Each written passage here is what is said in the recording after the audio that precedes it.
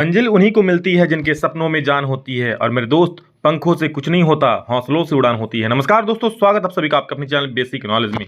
जी हाँ दोस्तों, हौसला रखो और खुद में विश्वास रखो कि आप जितना पढ़े हो बिल्कुल उतना आपका काम आएगा। ठीक है यार, आप तो फिर भी पढ़े हो, कई ऐसे विद्यार्थी जो पढ़े ही नहीं है, तो इस बात का टेंशन क्यों ले रहे हो कि एग्जाम है। इस बात का टेंशन बिल्कुल भी नहीं, बिल्कुल खुशी से एग्जाम देने जाओ। आपके जैसे हजारों विद्यार्थी, लाखों विद्यार्थी आए और एग्जाम देके निकल गए, आप भी एग्जाम दोगे, निकल जाओगे।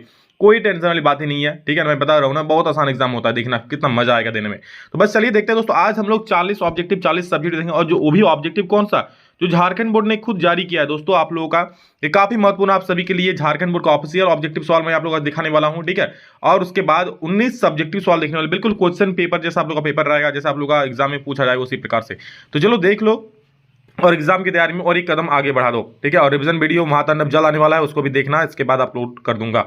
चलो इस वीडियो को देखते हैं। अगर पहली बार आज सब्सक्राइब कर लो, अभी पूरा एग्जाम बाकी है, धुआंधार तैयारी हो। चलो देखते हैं क्या क्या सवाल है इसमें। दोस्तों पहला सवाल है कि यंग इटली की स्थापना किसने किया था। सभी कोई जानता है इसकी स्थापना किसने किया था, मेजिनी जी ने किया था, यानी ऑप्शन नंबर सी बिल्कुल सही हो जाएगा। रॉलक एक्ट कब पारित हुआ था, बिल्कुल आप लोग जिसको आता है वो रिवीजन भी कर लो फटाफट से, 2x स्पीड में देख लो, 1.5x स्पीड में देख लो, जिसको नहीं आता है समझ लो। रॉलक एक्ट कब पारित हुआ था दोस्तों। रॉलक एक्ट ऐसा कानून जिसके सहारे कोई भी राष्ट्रवादी को बिल्कुल बिना मतलब मुकदमा चलाए जेल में बंद रख सकता था, तो ये पारित हुआ था 1919 में। ठीक है, तो दो का जो सही उत्तर हो जाएगा आपका 1919, यानी बी नंबर बिल्कुल सही जवाब हो जाएगा। और दोस्तों जालियांवाला बाग भी 1919 में ही घटना घटी थी। ठीक है, इसी के विरोध में वहां पर सभाएं चल रही थी, 13 अप्रैल 1919, याद रखना। औद्योगिक क्रांति सर्वप्रथम कहां प्रारंभ हुई, यानी श्री गणेश कहां से हुआ औद्योगिक क्रांति का, तो आपको पता है इंग्लैंड से हुआ था औद्योगिक क्रांति का प्रारंभ। नेक्स्ट है आर्थिक महामंदी की शुरुआत कब हुई, तो दोस्तों आर्थिक महामंदी की शुरुआत हुई थी 1929 ईस्वी से, यानी कि ऑप्शन बी बिल्कुल सही हो जाएगा, 4 का बी 1929। 5 नंबर क्या लिखा है, महात्मा गांधी कितने सदस्यों के साथ दांडी यात्रा आरंभ की। दोस्तों कितने सदस्यों के साथ दांडी यात्रा आरंभ किया था, तो उसमें दोस्तों उस वक्त 78 सदस्य, जी हाँ दोस्तों 78 टोटल लोग एक साथ वहां दांडी यात्रा में सब लोग निकले थे। ठीक है, महात्मा गांधी के साथ। इटली का एकीकरण कब हुआ दोस्तों, ये सवाल बहुत महत्वपूर्ण है। देखिए कहीं पर 1870 दिखा रहा है, कहीं पर 1871 दिखा रहा है, लेकिन अब जब एनसीईआरटी निकालोगे ना, एनसीईआरटी निकालोगे तो वहां पर आप लोगों का साइड में एक बॉक्स बना के लिखा हुआ है 1870 लिखा हुआ होगा। ठीक है, आप लोग नेट में सर्च करो, कहीं 1869, कहीं 1870, कहीं 1871, तो 1870 इस सटीक जवाब है। ठीक है, 1870, और यहाँ पर देखिए 1870 ऑप्शन है ही नहीं, तो क्या फिर ये मार सकते हो क्या, यहाँ पर 1870 नहीं है तो 1871 को मार सकते हो, लेकिन एक्चुअली 1800 इसका जो आंसर 1870 है। और जर्मनी का एकीकरण पक्का दोस्तों 1871 होता है, जर्मनी का क्या होता है 1871।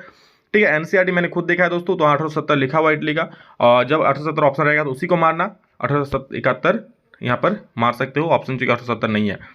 नेक्स्ट क्वेश्चन देखिए 7 नंबर क्या, वियना सम्मेलन की मेजबानी डैश ने की, तो दोस्तों वियना सम्मेलन की जो मेजबानी किया था वो क्या था, किसने, जी हाँ मेरे भाई वो प्यारे था आपका ड्यूक मेटरनिक जी ने किया था वियना सम्मेलन की मेजबानी, याद रखना। डैश को जालियांवाला बाग हत्याकांड हुआ था, कब हुआ था, तो 13 अप्रैल 1919 वो दिन था दोस्तों जब जालियांवाला बाग में हत्याकांड हुई थी, यानी वो घटना घटित हुई थी ये वाला दिन है।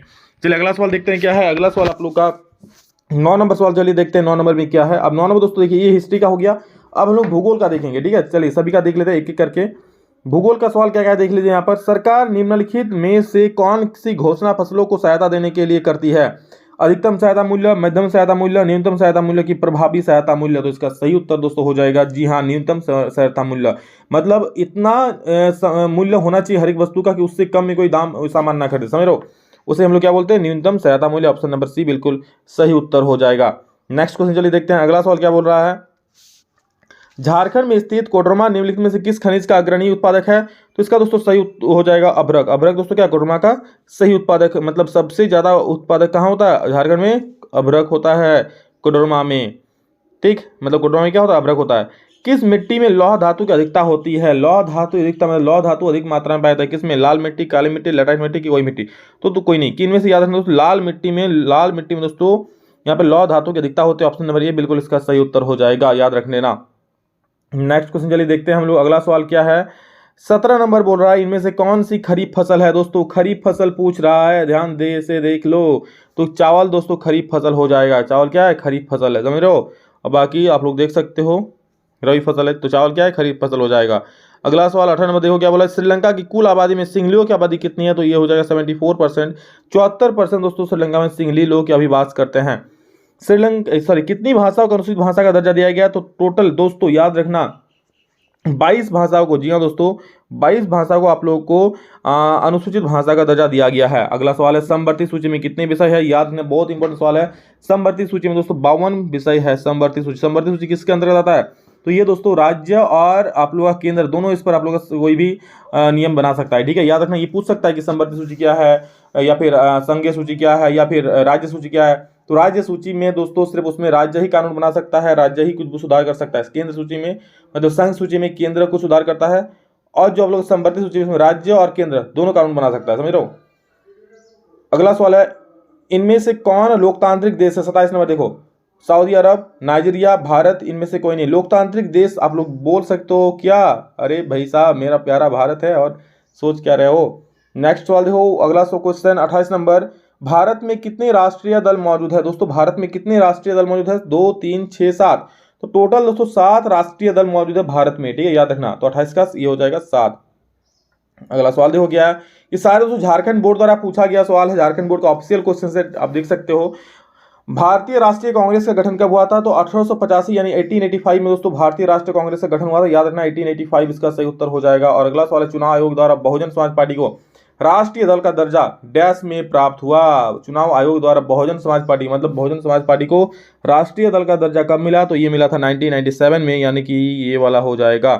बढ़ेंगे आगे दोस्तों, अगला सवाल देखेंगे, बेल्जियम में डैश सत्ता की साझेदारी का एक अच्छा उदाहरण है? सांप्रदायिक सरकार की सामुदायिक सरकार? क्या होगा? जी हाँ, सामुदायिक सरकार। क्या हो जाएगा? बेल्जियम में सामुदायिक सरकार सत्ता की साझेदारी का एक अच्छा उदाहरण है, जिसमें डच और फ्रेंच दोनों को बराबर भाषा, दोनों भाषा को अधिकार है। डैश में सिंगली को श्रीलंका का राजभाषा घोषित किया गया? दोस्तों श्रीलंका आजाद कब हुआ था? तो यहाँ पर 1948 हो जाएगा। और उसको राजभाषा कब घोषित किया गया सिंगली को? तो यहाँ हो जाएगा 32 नंबर का 1956। लेकिन यहाँ पर गलत दिया हुआ है 1965 1959, दोनों दोस्तों गलत है। 1956 याद रखना, 1956 में दोस्तों आप लोगों का श्रीलंका को राजभाषा घोषित किया, सिंगली को राजभाषा घोषित किया गया था। इनमें से कौन प्राथमिक क्षेत्र से संबंधित? ये तो आप लोग मतलब गुड़ पानी हो गया होगा, समझ लो। प्राथमिक मतलब क्या हो जाएगा? खनन क्रियाएं हो जाएगी, ठीक है, जो कृषि से संबंधित है, जो बेसिक है वो हो जाएगा प्राथमिक। नरेगा में काम नहीं मिलने पर कितने दिनों के भीतर बेरोजगारी भत्ता मिलती है? तो कितना दिनों के भीतर? 15 दिन के भीतर भाई साहब। अगर आपको काम नहीं मिला तो आपको बेरोजगारी भत्ता मिल जाएगी। 38 का सी बिल्कुल सही उत्तर हो जाएगा। बढ़ेंगे दोस्तों आगे, यहाँ 38 का क्या हो जाएगा? सी हो जाएगा। अगला सवाल है दोस्तों कि उत्पादन के उद्देश्य से इनमें से कौन प्रथम स्थान पर? उत्पादन के उद्देश्य से मतलब अगर कोई उत्पादन हुआ किसी चीज का तो सबसे पहले क्या चाहिए हमें? तो दोस्तों सबसे पहले हमें भूमि चाहिए। अगर भूमि ही नहीं होगा, क्योंकि वो तो धरातल है ना, वही नहीं होगा तो फिर आप औजार का क्या करोगे, पूंजी का क्या करोगे, श्रम का क्या करोगे, ठीक है। तो देखिए चाहिए तो सभी, लेकिन सबसे पहले आपको भूमि चाहिए, ठीक है। भूमि के बाद आपको अलग अलग चीज चाहिए, पूंजी चाहिए, श्रम चाहिए, औजार चाहिए, तभी आप करोगे, ठीक है। लेकिन भूमि सबसे पहले मेरे हिसाब से आता है, तो 39 का बी हो जाएगा। वर्तमान में कितने देश विश्व व्यापार संगठन के सदस्य है? तो दोस्तों यहाँ पर टोटल जो हो जाएगा 40 नंबर का सुन लो, 164 देश दोस्तों अभी है, लेकिन 164 ऑप्शन में ही नहीं है, ठीक है। तो ये वाला तो 164 रहेगा, तो ऑप्शन में मानना।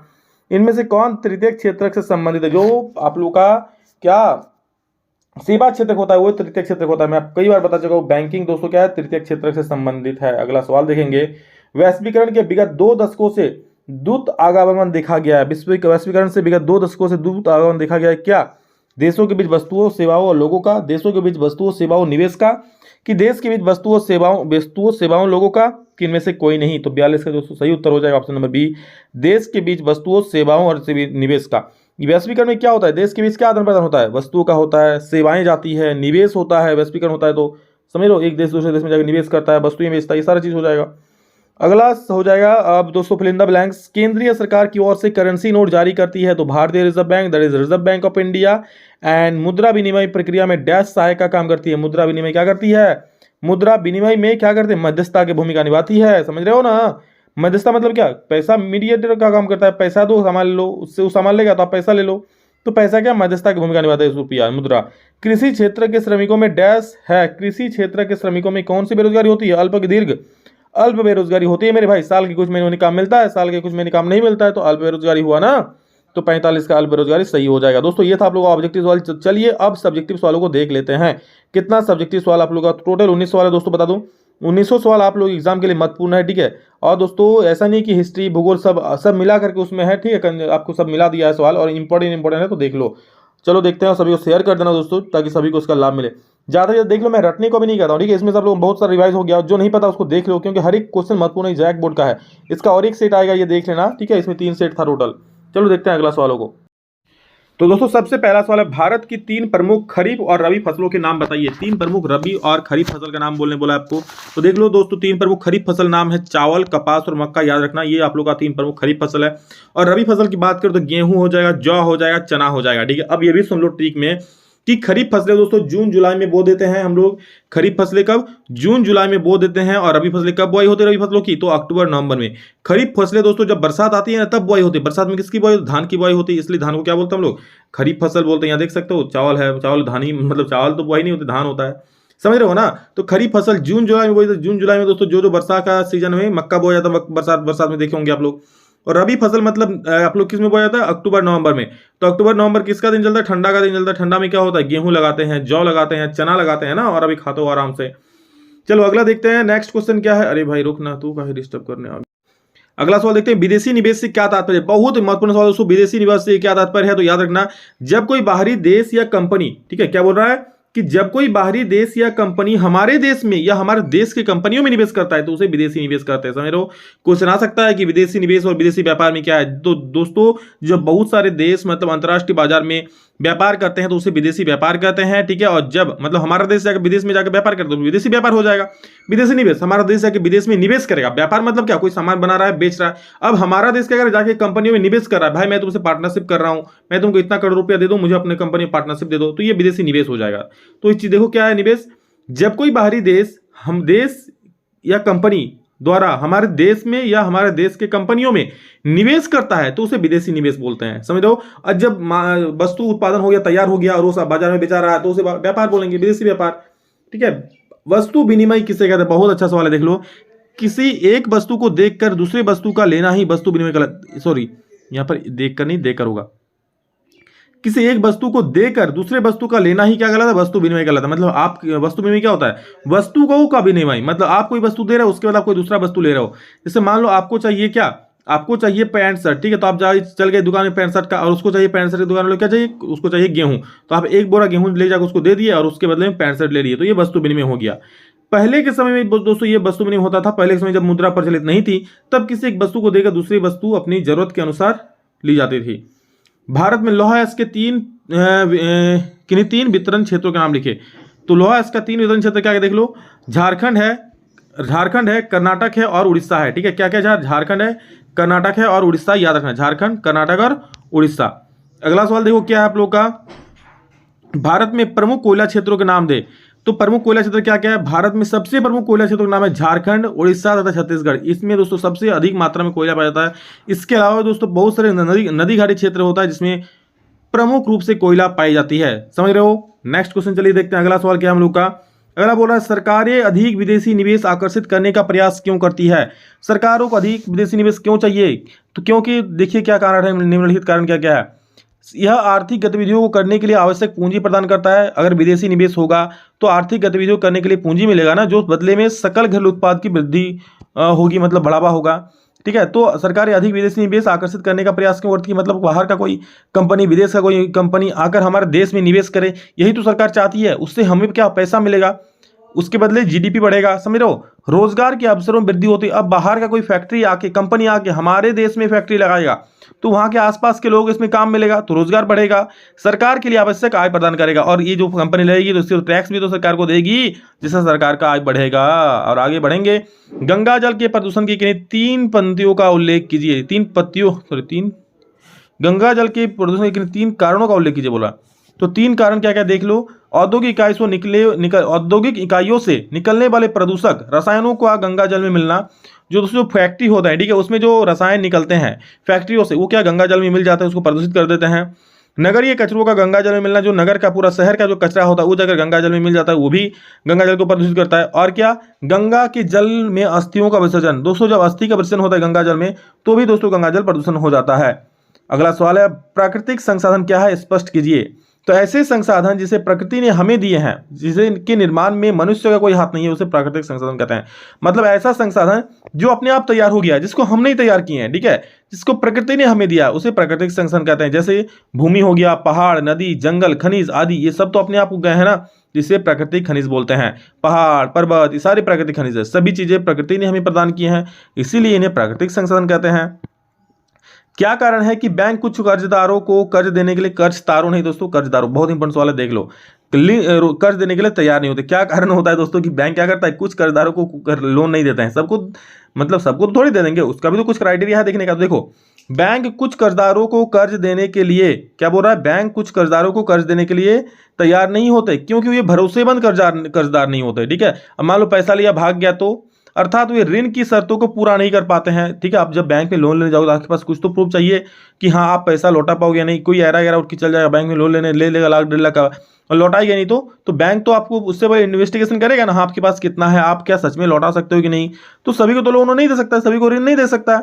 इनके ऋण वापस करने की क्षमता विश्वसनीय नहीं होती तथा इनके पास गिरवी रखने का कोई भी संपत्ति नहीं होती है, और इसके कारण दोस्तों बैंक उन्हें ऋण देने से कतराते हैं। मान लो कुछ गिरवी रखने का कुछ नहीं है, काम भी कुछ नहीं करता है, तो फिर वो ऋण कैसे लौटाएगा, इसलिए उसको ऋण नहीं देता है। गन्ना की खेती के लिए उपयोग भौगोलिक परिस्थितियों का वर्णन करें। गन्ना के प्रमुख उत्पादक राज्यों का नाम लिखिए। दोस्तों गन्ना आप लोग का या तो चाय, चावल या फिर गन्ना, तीनों में से कोई एक आ सकता है, देख लो क्या है। तो उपयुक्त भौगोलिक परिस्थिति क्या है, देख लो। तापमान इसकी अच्छी उपज के लिए कम से कम 21 से 27 डिग्री तापमान होना चाहिए, ठीक है। तो उसके बाद क्या, वर्षा, दोस्तों इसमें 75 से 100 सेंटीमीटर वर्षा होनी चाहिए, याद रखना। गन्ना के उत्पादन में 75 से 100 सेंटीमीटर वर्षा होनी चाहिए। वहीं चावल में कितना, 100 से 150 सेंटीमीटर होना चाहिए, ठीक है। और चाय में कितना, चाय में दोस्तों आप लोग का 150 से 200 सेंटीमीटर वर्षा होनी चाहिए, समझ रहे हो। कम वर्षा वाले क्षेत्रों में सिंचाई द्वारा कृषि करना अनिवार्य होता है। मृदा, इसमें कौन सी मृदा लगती है, इसे अनेक मृदा में उगाई जा सकती है। भारत में गन्ने का प्रमुख उत्पादक राज्य क्या है, महाराष्ट्र, कर्नाटक, तमिलनाडु, आंध्र प्रदेश, उत्तर प्रदेश, बिहार व हरियाणा भारत के प्रमुख गन्ना उत्पादक राज्य है। समझ गया है। अगला सवाल है, सरकार द्वारा किसानों के हित में किए गए संस्थागत सुधार कार्यक्रमों की सूची बनाएं। सरकार द्वारा किसानों के हित के लिए क्या क्या सुधार किए गए हैं। सरकार द्वारा किसानों के हित में किए गए संस्थागत सुधार देखो क्या क्या है। सबसे पहला, सूखा, बाढ़, आग आदि के लिए फसल बीमा योजना। मान लो सूखा के द्वारा, बाढ़ के द्वारा या आग के द्वारा आपका फसल बर्बाद होता है, तो उसके लिए आपको फसल बीमा योजना किया गया है। किसानों को खेती के लिए प्रोत्साहित करने के लिए न्यूनतम समर्थन मूल्य दिया गया है। मतलब हाँ, आप आलू उगा रहे हो तो आलू को 10 रुपया पर केजी के से कम की कीमत में कोई नहीं खरीद सकता है, कम से कम इतना प्राइस अदा करना ही पड़ेगा। ये मैं एक बता रहा हूँ, ठीक है, प्राइस कुछ भी हो सकता है, मतलब एक फिक्स कर दिया गया, उससे कम में कोई खरीद नहीं सकता है। विभिन्न कृषि में प्रयोग होने वाली चीजों जैसी बिजली और उर्वरक पर सब्सिडी देती है सरकार, ताकि लोग किसानी अच्छे से कर सके, खेती अच्छे से कर सके, ठीक है, किसानों के हित में। उसके बाद किसान क्रेडिट कार्ड और भारतीय दुर्घटना और व्यक्तिगत दुर्घटना बीमा योजना शुरू की गई है। किसान के लिए क्रेडिट कार्ड निकाला गया है, अगर कुछ दुर्घटना हो जाती है तो उसके लिए भी योजना शुरू किया गया है, जिससे किसानों को और भी मदद मिलती है। अगला सवाल है, राजनीतिक दल अपना कामकाज बेहतर ढंग से करे, इसके लिए उन्हें मजबूत बनाने के कुछ सुझाव दे। राजनीतिक दल को मजबूत बनाने के लिए कुछ सुझाव क्या क्या है, देख लो। राजनीतिक दल को अपने कामकाज बेहतर ढंग से करने के लिए, क्या बोल रहा है, बेहतर ढंग से करने के लिए क्या क्या अपनाना चाहिए तरीके, तो देखो।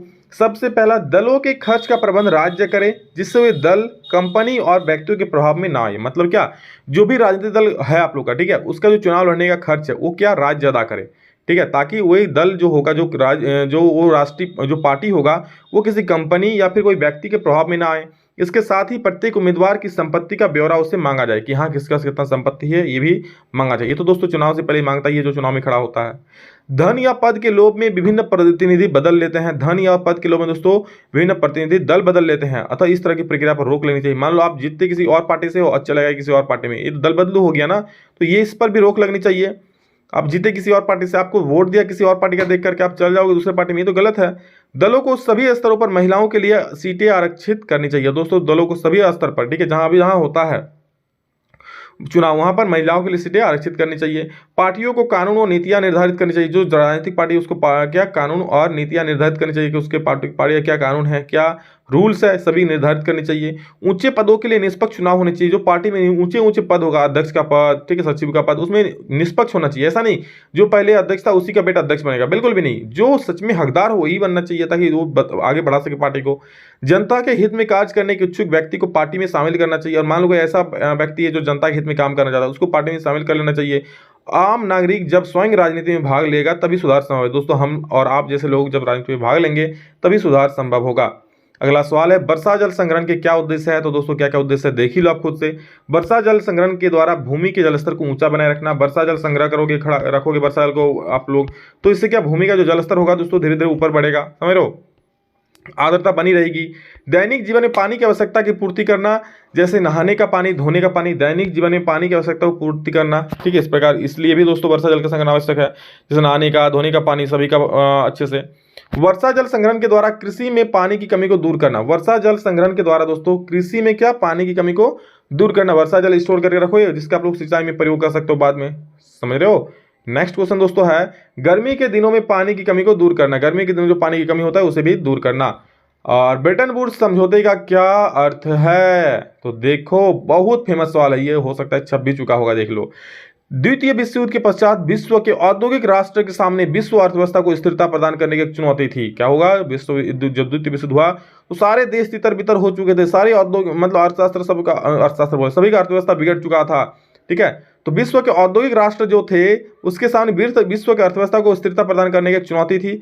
इस चुनौती के लिए जुलाई 1944 में, कब, जुलाई 1944 में अमेरिका के कहाँ पे, अमेरिका के न्यू हैम्पशर, कहाँ पे, न्यू हैम्पशर के ब्रेटन वुड्स में, ठीक है। तो ब्रेटन वुड्स कहाँ स्थित है, तो न्यू हैम्पशर में, कहाँ पे, अमेरिका के न्यू हैम्पशर में ब्रेटन वुड्स स्थित है।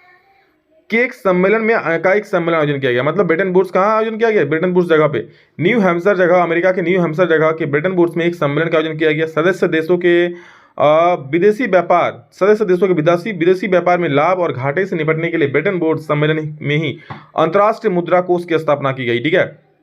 अंतर्राष्ट्रीय मुद्रा कोष यानी इंटरनेशनल मॉनेटरी फंड, जिसको जब मनी का कीमत होगा तो वहाँ मतलब किल्लत होगा, दिक्कत होगा तो वहाँ से पैसा वो ले सकता है, ठीक है। युद्ध के बाद पुनर्निर्माण के लिए पैसे का प्रबंध करने के लिए अंतर्राष्ट्रीय पुनर्निर्माण एवं विकास बैंक, विश्व विकास बैंक का गठन किया गया। इसी कारण से विश्व बैंक और IMF को, ब्रिटेन IMF मतलब होता है मुद्रा, अंतर्राष्ट्रीय मुद्रा कोष, इंटरनेशनल मॉनेटरी फंड को ब्रेटन वुड्स संस्थान ये व्यवस्था या ब्रेटन वुड्स जुड़वा संतान भी कहा जाता है, समझ गए क्या है, क्यों, क्योंकि इसका जन्म कहाँ पे हुआ था, जो विश्व विकास बैंक है और IMF है, इंटरनेशनल मॉनेटरी फंड, ये ब्रेटन वुड्स सम्मेलन के दौरान ही ये इसका जन्म हुआ था, इसलिए उसका जुड़वा संतान क्या, क्यों, क्योंकि दोनों साथ में ही पैदा हुए थे ना, दोनों का साथ में ही हुआ था लॉन्च, ठीक है। तो इसलिए दोस्तों ट्विन कहा जाता है। इसी के आधार पर युद्धोत्तर अंतर्राष्ट्रीय आर्थिक व्यवस्था को अक्सर ब्रेटन वुड्स व्यवस्था भी कहा जाता है, ठीक है। ब्रेटन वुड्स दोस्तों मेन किस लिए बनाया गया, ये सम्मेलन किस लिए हुआ, ताकि जो आर्थिक व्यवस्था है उसको स्ट्रॉन्ग कर सके, उसको अच्छा कर सके, समझ रहे हो। और इसके लिए इंटरनेशनल मॉनेटरी फंड और विश्व बैंक का भी स्थापना किया गया था। अगला सवाल 15 बांध क्या है, वही हमें जल संरक्षण और प्रबंधन में कैसे सहायता कर। बांध दोस्तों जो डैम होता है उसे ही बोल रहा है। बांध सामान्य रूप से एक जलाशय होता है जहां जल होता है। इसका निर्माण बहते हुए जल को रोकने के लिए किया जाता है। बिल्कुल आप लोग देखोगे डैम बनता है कहाँ पर, नदी में बन जाता है, पानी को रोक लेता है। अब दोस्तों अब जो आमने सामने घर के बगल में बोलते वो बांध है क्या, अरे नहीं भाई वो गड़िया है, इसको लोग अपनी भाषा में क्या बोलते हैं पता नहीं, पर वो बांध नहीं होता है, समझ रहे हो। बांध का निर्माण नदियों पर किया जाता है दोस्तों, बंगाली लोग बांध बोलता है, ठीक है, तो वो एक्चुअली बांध नहीं होता है, ठीक, नदियों पर किया जाता है। तथा वर्षा जल को निचले मैदान क्षेत्र में एकत्रित कर लिया जाता है, ठीक है। क्या बोल रहा है, बांध का निर्माण नदियों पर किया जाता है, बिल्कुल नदी पर किया जाता है ताकि नदी का पानी बांध में आकर रुके। तथा वर्षा जल को निचले मैदान में क्षेत्र में एकत्रित कर लिया जाता है, और वर्षा जल को निचले मैदान में एकत्रित कर लिया जाता है। एकत्रित जल को नहरों के माध्यम से खेतों तक पहुंचाया जाता है। बांध के जल को विभिन्न उद्योगों में तथा कृषि में प्रयोग किया जाता है। जो बांध का डैम का जो पानी होता है ना, कई फैक्ट्रियों में, कई उद्योगों में, मतलब कई कृषि क्षेत्रों में इसका प्रयोग कर लिया जाता है। इस प्रकार बांध जल संरक्षण एवं प्रबंधन में महत्वपूर्ण भूमिका निभाती है। इस प्रकार समझ लो बांध जो है ना जल संरक्षण में महत्वपूर्ण भूमिका निभाती है। प्रिंटिंग प्रेस का आविष्कार किसने किया, कौन सी पहली पुस्तक प्रकाशित की गई, प्रारंभ में प्रकाशित करने का कैसा तरीका था। तो देखो एक जर्मन नागरिक जिसका नाम था जॉन गुटेनबर्ग, ठीक है, गुटेनबर्ग होगा, एक जर्मन नागरिक था जिसका नाम था जॉन गुटेनबर्ग ने छपाई मशीन का आविष्कार किया। उसने पहली पुस्तक बाइबिल प्रकाशित की। गुटेनबर्ग रोमन वर्णमाला के सभी 26 अक्षरों की आकृतियां बनाई तथा उन्हें इधर उधर मूव करा करके शब्दों का निर्माण करने का प्रयास किया। इसी कारण उसे मूवेबल टाइपिंग प्रिंटिंग मशीन भी कहते हैं के नाम से भी जाना गया, ठीक है। यही विधि अगले 300 सालों तक छपाई की बुनियाद तकनीक रही, मतलब जो गुटेनबर्ग निकाले ना वही तकनीक पर छपाई होता रहा, कब तक, अगले 300 वर्षों तक। और इस मशीन से कम समय में अधिक किताब छपना संभव हुआ, और इसी मशीन से तो कम समय में अधिक किताबों का छपना संभव हुआ। गुटेनबर्ग प्रेस 1 घंटे में 250 पन्ने छाप सकता था। समझ लो, गुटेनबर्ग जो प्रेस था वो 1 घंटे में 250 पेज छाप सकता था। अब तो दोस्तों कई पेज छाप सकता है। अब कहाँ पे कहाँ आ गया छपाई, देख रहे हो, एक छोटा सा प्रिंटर बड़ा फट से आप लोग का जेरॉक्स करके निकाल देता है। 18वीं शताब्दी के यूरोप में कुछ लोगों को ऐसा क्यों लगता था कि मुद्रण संस्कृति से निरंकुशवाद का अंत और ज्ञानोदय होगा। मतलब 18वीं शताब्दी में दोस्तों कुछ लोगों को लगता था कि मुद्रण संस्कृति, मतलब किताबें बाजार में आ गई, पढ़ लिख कर ही लोग जो किताबें पढ़ेंगे, मुद्रण संस्कृति आ गया, छपाई आ गया, उससे क्या होगा, निरंकुशवाद का अंत होगा और ज्ञानोदय होगा। मतलब जो निरंकुश सरकार है उसका अंत होगा और अच्छा सरकार आएगा। तो क्यों लगता था। 18वीं सदी के मध्य तक यह आम लोगों का विश्वास बन चुका था कि किताबों के जरिए ज्ञान में वृद्धि होती है। और ये विश्वास क्या सच्ची बात है, किताब पढ़ोगे तो ज्ञान तो आएगा ही, उतना ज्ञान कहीं नहीं मिलेगा जितना ज्ञान आपको किताबों में मिलेगा। और प्रगति की राह आसान हो जाती है, किताबों से ज्ञान लोगे तो प्रगति की राह आसान हो जाती है। अनेक लोगों का मानना था कि किताबें दुनिया बदल सकती है। बिल्कुल बदल सकता है। किताबें निरंकुशवाद और आतंकी राजसत्ता से समाज को मुक्ति दिलाकर ऐसा दौर लाएंगी जब विवेक और बुद्धि का राज होगा। क्या बोल रहा है कि किताबें निरंकुशवाद और आतंकी राजसत्ता से समाज को मुक्ति दिलाकर एक ऐसा दौर लाएंगी जब विवेक और बुद्धि का राज होगा। लोगों की इस सोच के पीछे दोस्तों निम्नलिखित कारण थे। मतलब लोग समझ रहे थे हाँ किताब पढ़ कर अच्छा ज्ञान होगा तो जिससे निरंकुशवाद का अंत होगा। क्या सोच, इस पीछे सोच क्या कारण था, देखो, यूरोप के ज्यादातर हिस्सों में साक्षरता बढ़ती जा रही थी। यूरोप के ज्यादातर हिस्सों में लोग पढ़ाई कर रहे थे, साक्षरता बढ़ती जा रही थी। यूरोपीय देशों में साक्षरता और स्कूलों के प्रसार के साथ लोगों में जैसे पढ़ने का जुनून पैदा हो गया। दोस्तों यूरोपीय देशों में जब साक्षरता और स्कूल बढ़ा ना तो क्या होगा, जैसे लोगों में पढ़ने का जुनून पैदा हो गया, लोगों को किताबें चाहिए थी, इसलिए मुद्रक ज़्यादा से ज़्यादा किताबें छापने लगे। मतलब उस वक्त किताबें पढ़ना एक ट्रेंड हो चुका था, सब अपने किताब पढ़कर ज्ञान ले रहे थे। मुद्रण संस्कृति के आने के बाद आम लोगों में वैज्ञानिकों तथा दार्शनिकों के विचार अधिक रखने लग गए। ठीक है, पहले क्या जो मतलब सुना बातें चलता था, लेकिन जब किताबें आ गई दोस्तों तो उसके बाद आम लोगों तक भी वैज्ञानिक की बातें पहुँचने लगी, जो तर्कशील बातें थी वो पहुँचने लगी, दार्शनिकों की बातें पहुँचने लगे। किताबों के सहारे वैज्ञानिक तथ्य दार्शनिकों के विचार भी आम जनता तक पहुंच रहे थे। अगला सवाल है, हमें भारत में ऋण के औपचारिक स्रोतों को बढ़ाने की जरूरत क्या है। औपचारिक मतलब कोई सरकार जारी होता है। हमें भारत में ऋण के औपचारिक स्रोतों को बढ़ाने की जरूरत निम्नलिखित कारणों से। पहला, अनौपचारिक स्रोतों पर निर्भरता को कम करने के लिए, क्योंकि इनमें उच्च ब्याज दर होती है और कर्जदार को ज्यादा लाभ नहीं मिलता। मतलब क्या बोल रहा है, अनौपचारिक स्रोत में क्या उच्च ब्याज दर होती है, मतलब 10% 15% का ब्याज लग जाता है और कर्जदार जो कर्ज लेते हैं उसको ज्यादा लाभ नहीं होता। सस्ता और सामर्थ्य के अनुसार कर्ज देश के विकास के लिए अति आवश्यक है। दोस्तों देश के विकास के लिए, मान लो कोई बिजनेस करना चाहता है तो उसको अच्छे दाम पर कर्ज मिले तब तो बिजनेस कर पाएगा। इसलिए कह रहा है कि सत्ता और सामर्थ्य के अनुसार कर्ज देश के विकास के लिए आवश्यक है। अनौपचारिक ऋणदाताओं से लिए गए उधार पर आमतौर से ब्याज की दरें बहुत अधिक होती है। दोस्तों जो अनौपचारिक लोगों से ऋण लेते हैं, ठीक है, जैसे साहूकार हो गया, कोई व्यापारी हो गया, किसी अपने रिश्तेदार हो गया, इन लोगों से ऋण लोगे तो इसकी दरें बहुत अधिक होती है और यह उधार कर्जदाताओं की आय बढ़ाने का काम ही कर पाता है। और यह उधार क्या करता है, कर्जदाताओं की आय बढ़ाने का काम कम ही कर पाता है। मतलब उधार ले लोगे आप, मान लो 1 लाख रुपए लिए, उस पर आपको 10% का सूद ही जा रहा है और 10% आपका बिजनेस में इनकम नहीं हो रहा है, तो फिर दिक्कत है ना। इसलिए उधार लिए पैसों से आय बढ़ाने का काम कम ही हो पाता है। कर्जदारों का शोषण होता है, पैसा नहीं दोगे तो शोषण होगा, टाइम पे पैसा नहीं दोगे तो कर्जदार ऋण में ही डूबते चले जाते हैं। एक तो ऋण ले लिया, ऊपर से अच्छा बिजनेस नहीं चलेगा तो ऋण में ही धीरे धीरे डूबते जाएंगे ना।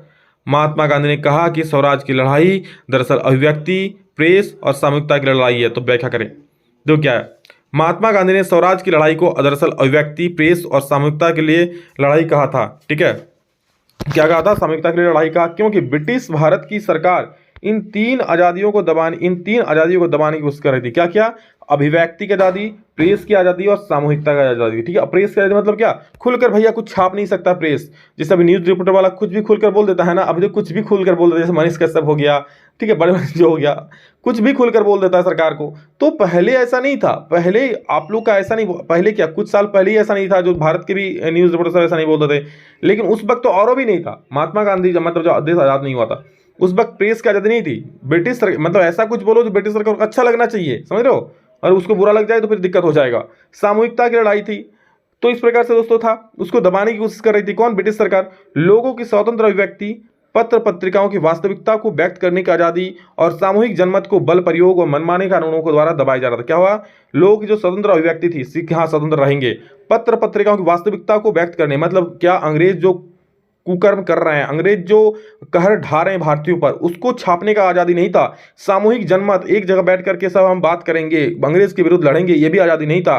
उसको बल प्रयोग करके उसको दबाया जा रहा था। गांधी जी का मानना था कि देश को विदेशी ताकत से स्वतंत्र होना है, तो ये सभी स्वतंत्रता बड़ी आवश्यक है। गांधी जी क्या बोलते थे कि अगर भारत को आज़ाद होना है तो सबसे पहले प्रेस को आज़ाद होना पड़ेगा, अभिव्यक्ति की स्वतंत्रता मिलनी होगी, और क्या हुआ, सामूहिक जनमत की भी आज़ादी मिलनी चाहिए, मतलब सब लोग एकजुट होकर कुछ कर सकते हैं, इस प्रकार भी आज़ादी मिलनी चाहिए। लेकिन दोस्तों ये बड़ा मतलब जोर शोर से अंग्रेज द्वारा दबाया जा रहा था। तो देखो क्या हुआ, इसलिए दोस्तों गांधी जी ने क्या, इन 3 आज़ादियों के जरिए संघर्ष को ही स्वराज का कहा। और इसीलिए गांधी जी ने क्या कहा कि स्वराज की लड़ाई है, लड़ना है तो आपको अभिव्यक्ति, प्रेस और सामूहिकता के लिए लड़ाई लड़नी होगी। अगर प्रेस मतलब आप जीत गए, प्रेस करने का अधिकार है, मतलब कुछ भी न्यूज़ छापने का, अंग्रेज के विरुद्ध छापने का अधिकार है, तो पूरा भारत के लोगों को तो ऐसे ही पता चलेगा अंग्रेज क्या कहर ढा रहे हैं। तो उससे लोगों में जागरूकता बढ़ेगा, राष्ट्रवादी भावना बढ़ेगी। लेकिन अंग्रेज ये करने नहीं दे रहे थे, उसको दबाया जा रहा था। इसलिए गांधी जी ने कहा कि अगर आज़ादी चाहिए तो अभिव्यक्ति, प्रेस और सामूहिकता के लिए लड़ाई लड़नी होगी। ठीक है, समझ गए। तो ये था दोस्तों आप लोगों को 19 सवाल, और इससे पहले ऑब्जेक्टिव बोल दिए। अच्छा लगा कि नहीं और कितना आता था आप लोग कमेंट करके जरूर बोल देना। दोस्तों मैं आपको रटने नहीं बोल रहा हूँ, अभी भी रटने नहीं बोल रहा हूँ, क्यों, अब रटोगे ना तो फिर बहुत दिक्कत है। अब बस समझ लो, एक बार मैं समझा रहा हूँ ना, समझ लो, 2-4 लाइन भी समझोगे, एग्जाम में जाकर तो लिखोगे। ठीक है, कुछ नहीं से तो अच्छा है कुछ है, तो समझ लो, और समझ जाओगे तो अपने भाषा में अच्छा से लिख ही सकते हो। ठीक है, चलिए, love you all, thank you, love you, फिर नेक्स्ट वीडियो में जल्द मिलेंगे, तब तक जय हिंद, वंदे मातरम।